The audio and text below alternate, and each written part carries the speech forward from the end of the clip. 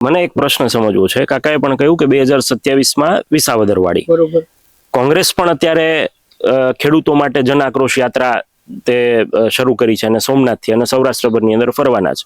તો કોંગ્રેસ પણ લડે છે, તો પછી અપેક્ષાઓ માત્ર આમ આદમી પાર્ટી પાસે કેમ છે, અથવા તો એની અંદર એવું શું ખેડૂતોને વિશ્વાસ લાગે છે? કોંગ્રેસમાં એવું છે કે નેતાઓ વેચાઈ જાય છે, ખરીદી લે. ભાજપ વાળાને ખબર છે કે લોકો કે ખેડૂત જેને જાય એમ ચૂંટીને મોકલે એટલે એ વેચાઈ જાય ને ખરીદાઈ જાય. આ કેવું છે કે નીતિવાન નિષ્ઠાવાન ને ડાયરેક્ટ નીચેથી ખેડૂત નેતા બનીને આવે છે, એટલે એને ખબર પડે છે કે આમાં વેચાવું કે નહીં વેચાવું, એટલે લોકો આપ સાથે જોડાવાના છે. તમે કહેતા હતા ફોટા પડાવવા માટે માત્ર ગયા. ફોટા જ પડાવે ને. કૃષિ મંત્રીને પૂછો કે તમારું નુકસાન છે કે નહીં, પોતાનો જ સર્વે કરાવો. ખેડૂત હોય તો એમ કહે કે મારું આ નુકસાનમાં પોસાય કે ન પોસાય. જીતુભાઈ વાઘાણીને પૂછો કે તમને આટલી સહાય સરકારે આપે, તમે ખેડૂત છો, તમને પોસાય?